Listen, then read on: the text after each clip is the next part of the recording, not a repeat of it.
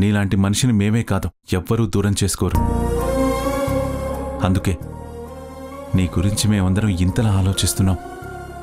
నువ్వు మాత్రం దేని గురించి బాధపడకు, మేమున్నాం. మీరంతా చాలా మంచివాళ్ళండి. మీరందరూ ఎప్పుడూ బాగుండాలని నేను మనస్ఫూర్తిగా కోరుకుంటాను. ఇంత అనురాగాన్ని చూపించే మీ ఇంట్లో మాత్రం నేనుండకూడదని నిర్ణయం తీసేసుకున్నాను. ఆ మాట మీకు కూడా చెప్పకుండా వెళ్ళిపోతున్నందుకు నన్ను క్షమించండి.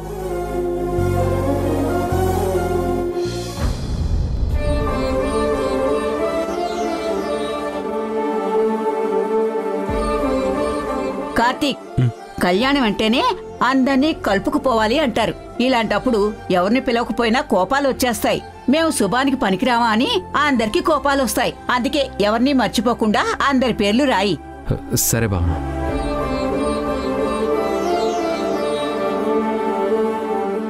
అమ్మమ్మ, అందర్నీ పిలిచి అంగరంగ వైభవంగా పెళ్లి జరిపించడం లేదు.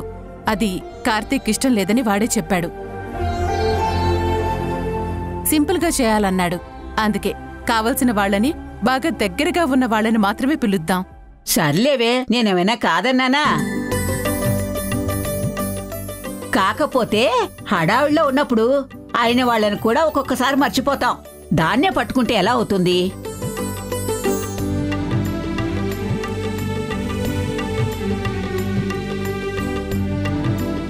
పిలవాలి అనుకుంటే దోసపాడికి ఒక కార్డు రాస్తే చాలు, ఊరంతా కదిలొస్తుంది. కానీ నేను చెప్పలేదు కదా. అమ్మా, అవన్నీ మేం చూసుకుంటాం. పెళ్లి సింపుల్గా జరిగినా కూడా ముఖ్యమైన వాళ్ళందరినీ పిలవడానికి మేము లిస్టు రాసుకున్నాం. ఆ పేర్లు రాస్తున్నాం. నీ లిస్టులో ఏమైనా ఉంటే చెప్పు. నిజంగా మీ అందర్నీ చూస్తుంటే నాకు చాలా ముచ్చటగా ఉందండి.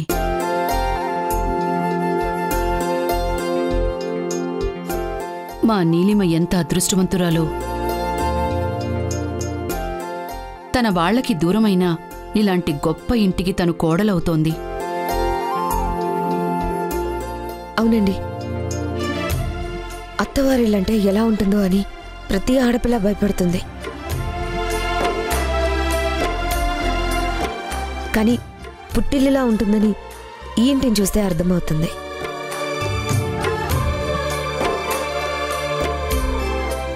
నిజంగా నీలిమ ఎన్నో జన్మల పుణ్యం చేసుకుంది కాబట్టే ఈ ఇంటికి కోడలవుతుంది. నీలిమ కూడా ఇంటి కోసం ఎంతో చేసింది. తను మా గురించి ఎంతగానో ఆలోచించింది. అలాంటి అమ్మాయి మా ఇంట్లో ఉండటం మాకు బావుంటుంది కదా. తన పెళ్లి సమయానికి మీరు కూడా తనకి కనిపించటం, ఇలా తన బంధువులు కూడా ఉండటం మాకు సంతోషంగా ఉంది. మరి పెద్దవాళ్లు సామెతలు ఊరికే పెట్టారా? కళ్యాణం వచ్చినా కక్కొచ్చినా ఆగదు అని, దొంగోడొచ్చినా బంధువులొచ్చినా ఏ కుక్క అరవదు అని. అమ్మా, చెల్లెమ్మా, అనయ్య రండి మావయ్య, కూర్చోండి కూర్చోండి. రండి కూర్చోండి. చెల్లెమ్మా, దోసపాడు గురించి గవర్నమెంట్ నుంచి లెటర్ వచ్చిందమ్మా.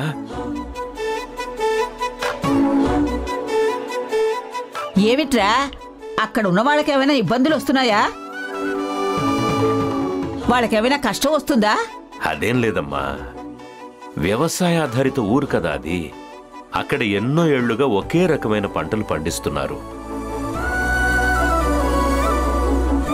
అక్కడ పంట మార్పిడి చెయ్యాలి. దానికి సంబంధించిన కొత్త రకమైన వంగడాలు ఎక్కడ దొరుకుతాయో వివరాలు సేకరించమని మా డిపార్ట్మెంట్ వాళ్ళు నాకు అప్పగించారు.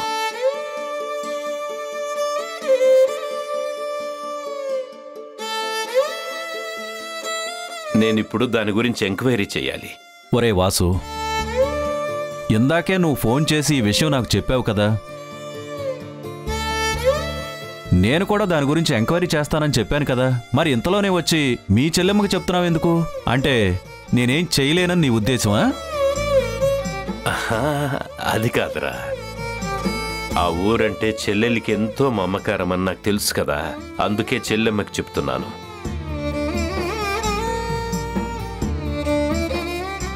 నువ్వు మీ చెల్లికి చెప్తే నీకొచ్చిన ఆర్డర్ గురించి తెలుస్తుంది. కానీ నాకు చెప్పావు కదరా, అందుకే నీకు కావలసిన కొత్త రకమైన వంగడాలు ఎక్కడ దొరుకుతాయో, దానికి సంబంధించిన వివరాలు ఎవరిని అడగాలో అన్నీ నేను తెలుసుకున్నాను. ఓ, గొప్ప పని చేశావు. నువ్వు చేస్తావనేగా చెప్పింది. మధ్యలో మా చెల్లికి చెప్తుంటే నువ్వెందుకు అడ్డుపడుతున్నావు?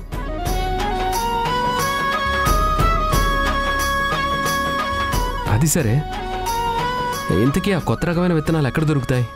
విశాఖపట్నం దగ్గరలో అమ్మవారిపల్లె అనే విలేజ్లో సీడ్స్ బ్యాంక్ పెట్టాలని ఎంతగానో కృషి చేశారంట. దానికి సంబంధించి చాలా రీసెర్చ్ కూడా చేసి కొత్త కొత్త విత్తనాలు సృష్టించారంట. ఆ గ్రామంలో మురారి అనే అతను అదంతా చూసుకుంటున్నాడంట.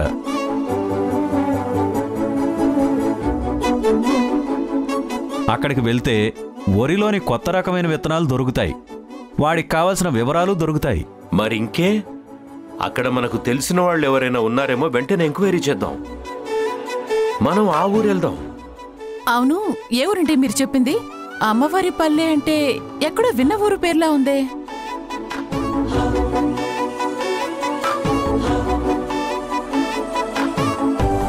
అదేనమ్మా, మన ముగ్గుల పోటీకి సత్య వచ్చింది కదా, వాళ్ళది ఆ ఊరే. కరెక్ట్గా చెప్పావు కార్తీక్. ఆ మురారి ఎవరో కాదు, మన సత్య వాళ్ళ మావయ్య. అవునా? అంతా మనకి తెలిసిన వాళ్లే. అయితే ఇంకే, ఈరోజు నేను నక్కం తొక్కానన్నమాట. గవర్నమెంట్ నాకు అప్పగించిన పని వెంటనే తేలిపోతుంది. ఆ అమ్మాయి కూడా మనతో చాలా బాగా కలిసిపోయింది. వాళ్ళు కూడా చాలా మంచి వాళ్ళని చెప్పారు కదా. వెంటనే నేను మనోహర్ ఆ ఊరెళ్తాం, వాళ్ళతో మాట్లాడతాం. అక్కడ విషయాలన్నీ తెలుసుకుంటాం. అయితే ఇప్పుడు మనం అందరం అమ్మవారిపల్లి వెళ్లాలన్నమాట. చూసావేరా, నీ ఉద్యోగం వల్ల నేను కూడా ఊర్లు తిరగవలసి వస్తోంది.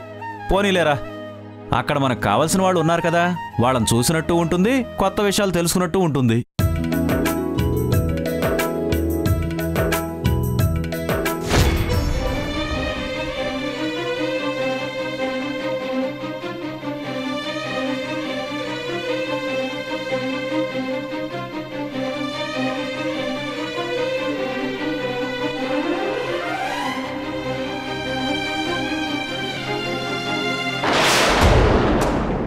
నన్ను చూశాడు.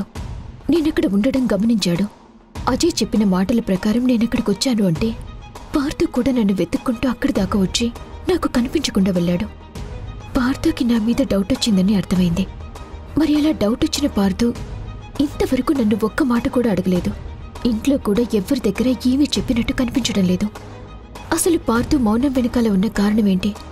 పార్థు ఏం చేయబోతున్నాడు? పొరపాటుని ఇదంతా చెప్పాడు అంటే ఇంట్లో పెద్ద గొడవ జరుగుతుంది. ఇప్పుడు నేనేం చేయాలి? నా మాట ఎవరు నమ్ముతారు?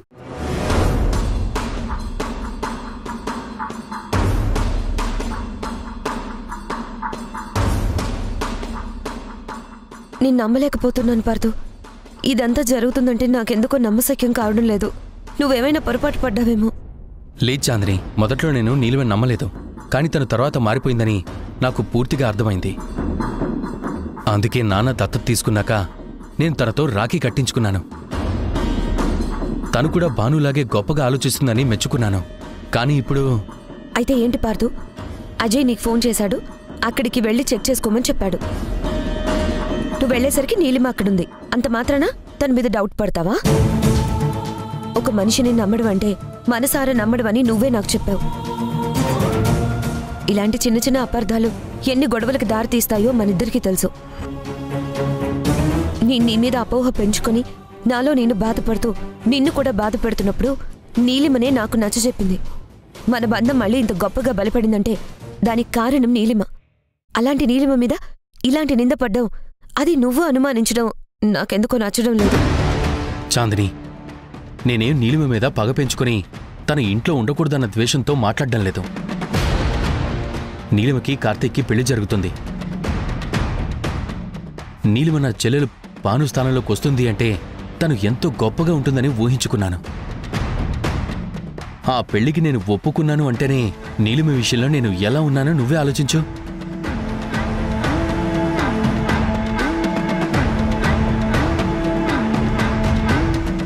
కానీ ఒక్కటి, అజయ్ నాకు చెప్పిన మాట నిజమైంది కదా. నీలిమ అక్కడికి వెళ్ళింది. కానీ అక్కడికి ఎవరూ రాలేదని నువ్వే చెప్తున్నావు కదా, మరి ఇంకా అనుమానం ఏంటి? నువ్వు చెప్పింది నిజమే. అక్కడికెవరూ రాలేదు, కానీ నీలిమ ఎవరితోనో ఫోన్లో మాట్లాడింది. తను చాలా టెన్షన్ పడింది. తను మాట్లాడిన తీరు చూస్తుంటే నిజంగానే అనుమానించేలాగే ఉంది. మరి అక్కడే నీలిమని నిలదీయాల్సింది కదా. అప్పుడు అన్ని నిజాలు బయటకు వచ్చేవి కదా. అడిగేయచ్చు, అక్కడే నేను గొడవ కూడా పెట్టుకోవచ్చు. కానీ దానివల్ల ప్రయోజనం ఏముంటుంది? నిజంగా అజయ్ చెప్పింది నిజమే అయ్యి డాక్టర్తో మాట్లాడటానికి వెళ్తే అక్కడికి డాక్టర్ రాలేదు కాబట్టి ఊరికి వచ్చాను, మామూలుగా ఎవరితోనో మాట్లాడుతున్నానని చెప్పిందనుకో, అప్పుడు నేనేం చేయాలి? తన్ని ఎవరూ గమనించడం లేదని ధైర్యంగా ఉంది కాబట్టే కదా అవతల వాళ్లతో ఫోన్లో మాట్లాడింది. ఆ ఫోన్లో తను టెన్షన్ పడుతూ మాట్లాడటం మొత్తం దూరం నుంచి నేను గమనించాను. అక్కడ తన మాటలేమీ నాకు వినపడలేదు కాబట్టి ఎవరితో మాట్లాడిందో తెలుసుకోలేకపోయాను. అందుకే నీలిమ ప్రవర్తన మీద మళ్ళీ అనుమానం వచ్చింది. ఏంటి పార్దు ఇది? అజయ్ మాటలు పట్టుకొని ఈ ఇంటికి కాబోయే కోడల గురించి నువ్విలా మాట్లాడడం ఎంతవరకు కరెక్ట్? నువ్వే ఆలోచించు. అజయ్ని నేను నమ్మలేదు చాంద్రి. అందుకే నీలిమ విషయంలో సాక్ష్యం చూపించమని అడిగాను. తర్వాత వాడు కూడా మారిపోయాడు. కానీ వాడు నీలిమ మీద నిఘా పెట్టడం మాత్రం ఆపలేదు. నీలిమ ప్రతి అడుగుని వాడు గమనిస్తున్నాడని అర్థమైంది కదా. ఈరోజు వాడు చెప్పింది నిజమైంది. లేకపోతే నీలిమ రాత్రి ఆ టైంలో ఒంటరిగా వెళ్లాల్సిన అవసరం ఏముంది?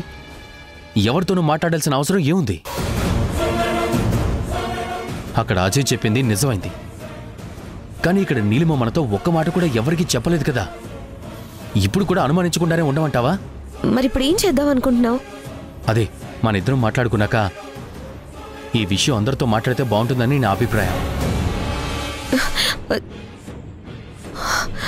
వద్దు పార్దు, తొందరపడి ఈ విషయం ఎవరికి చెప్పొద్దు.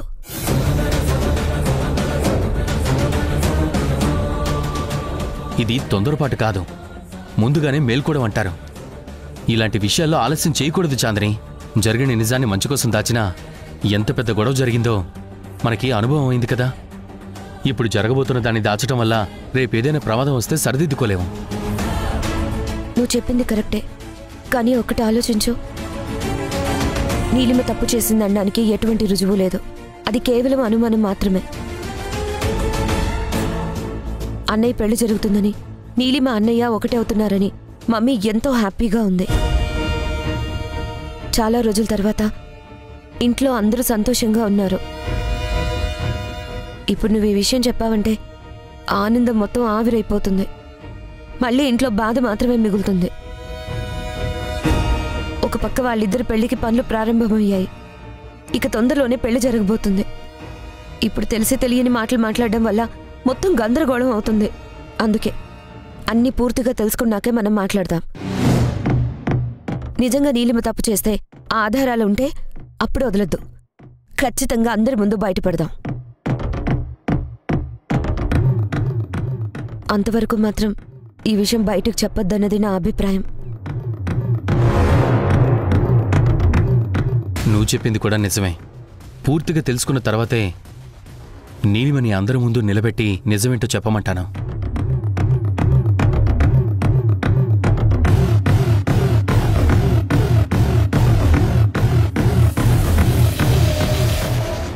ఊర్మిళ, ఇక మేము వెళ్ళొస్తాం.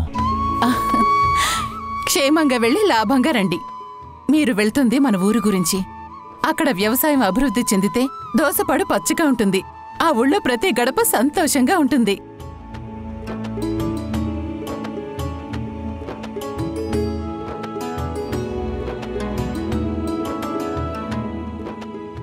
ఆ చిరునవ్వులన్నీ ఏ లోకంలో ఉన్నా మన భానుని ఆశీర్వదిస్తాయి.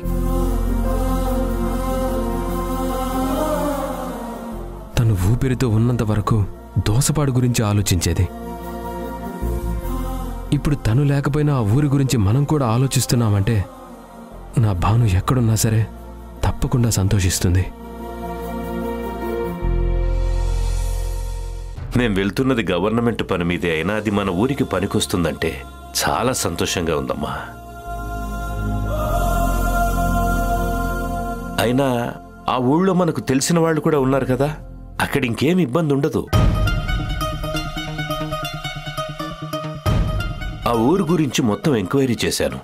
ఆ మురారి వాళ్ళ అమ్మగారు ఆ ఊరికి పెద్దంట. అక్కడి వాళ్ళు తలుచుకుంటే అన్ని పనులు ఇట్టే అయిపోతాయని చెప్పారు.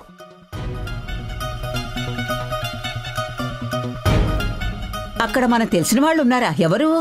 అదే అమ్మమ్మా, మొన్న ముగ్గుల పోటీలో సత్య అనే అమ్మాయి వచ్చింది కదా, వాళ్ళది ఆ ఊరే. ఆ అమ్మాయి ఆ ఇంటి మనిషే. అవును కదా, నిజంగా ఆ పిల్ల చాలా చలాకీగా ఉంది. మనతో బాగా కలిసిపోయింది. పాపం అప్పుడు ఎవరో ఒక అమ్మాయి గతాన్ని మర్చిపోయిందని చెప్పింది కదా.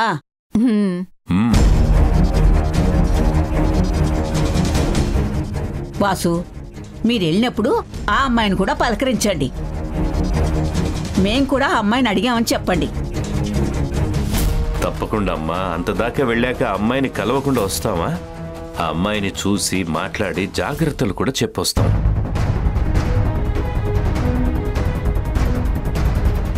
తనని చదువుకోమని ఊర్మిళ భగవద్గీత కూడా పంపించింది కదా, ఎంతవరకు చదివిందో ఆ అమ్మాయిని అడిగి మరీ వస్తాం. సరే చెల్లెమ్మా, మరి మేము వెళ్ళొస్తాం. అన్నయ్య ఒక నిమిషం.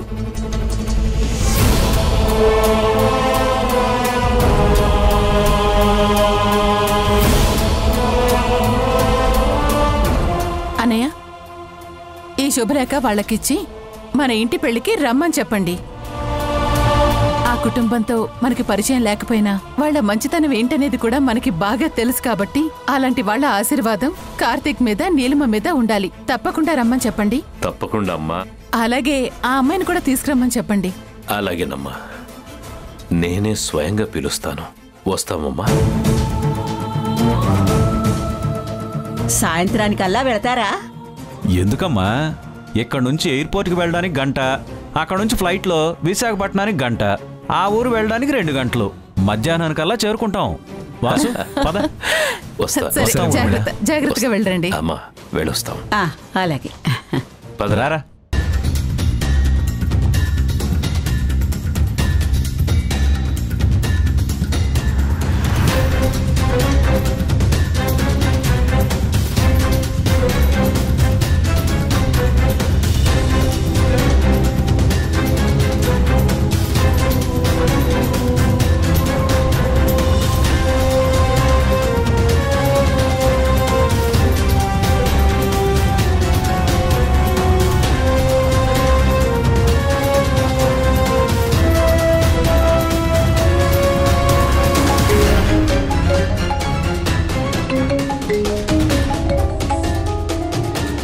ఆదిత్య, నీ ఫోన్ కోసం ఎదురు చూస్తున్నాను. దొరికిందా? దొరికిందక్క. మన ఊరికి 50 కిలోమీటర్ల దూరంలో ఒక ఇల్లు చూశాను. ఇక్కడ ఉంటే నువ్వు ఎక్కడున్నావో అన్నది కూడా ఎవరికీ తెలియదు. మనం ఈ ఇంటికి మారిపోవచ్చక్క. ఎప్పుడు వెళ్దాం చెప్పు? వెళ్ళాలని నిర్ణయించుకున్నాక ఎంత తొందరగా వెళ్ళిపోతే అంత మంచిది. ఈరోజు మధ్యాహ్నం వెళ్ళిపోతాను. నువ్వు ఆ ఇంటి నుంచి బయటికి రావాలంటే అక్కడ అందరూ ఉంటారు కదక్క. ఎక్కడికి వెళ్తున్నావు అని అడుగుతారు. మరేం చేస్తావు? దాని గురించి ఆలోచిస్తున్నాను. నేను ఇంట్లో నుంచి కాలు బయట పెట్టానంటే మురారి గారు ఒప్పుకోరు, పెద్దావిడ కూడా అంగీకరించరు. వీళ్ళంతా నా మీద అంత మమకారం పెంచుకున్నారు. కానీ ఏదో ఒకటి చేసి నేను ఇంటి నుంచి వచ్చేసేయాలి. అవన్నీ నేను చూసుకుంటాను. ఎవరికంటా పడకుండా నేను వస్తాను. సరే అక్క.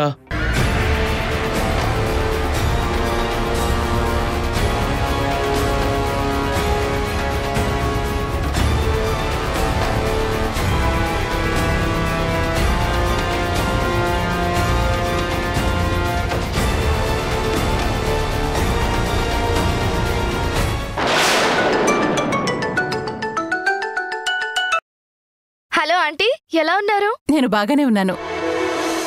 మీరంతా ఎలా ఉన్నారు? మేం కూడా చాలా బాగున్నాం ఆంటీ.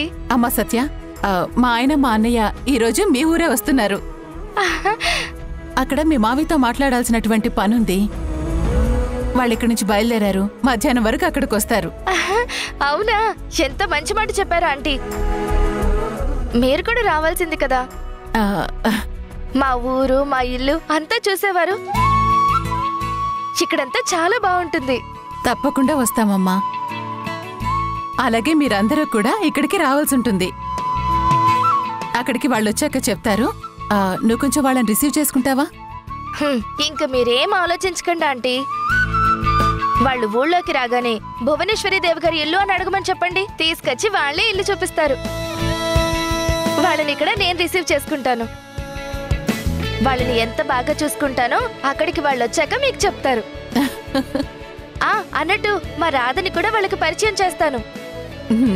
అదేంటమ్మా, తను రాధ కాదు కీర్తి అని నాకు చెప్పావు కదా? అబ్బో, అదో పెద్ద కథ ఆంటీ. మేమొకటి అనుకుంటే ఇంకొకటి జరిగింది. మొత్తానికి తను మా రాధే, కానీ పాపం గతం మర్చిపోయింది. నేను తనని అంకుల్ వాళ్ళకి పరిచయం చేసి అన్ని వివరాలు చెప్తాను. ఉంటాను. అలాగే. అమ్మమ్మా, అమ్మమ్మా, ఈరోజు మన ఇంటికి గెస్ట్లు వస్తున్నారు. ఇంటికి ఎవరు వస్తున్నారు? అందరూ ఆ హడావిడిలో ఉంటారు. అదే సమయంలో నేను ఇంట్లో నుంచి వెళ్ళిపోవాలి. అప్పుడైతే నా గురించి ఎవరూ ఆలోచించరు.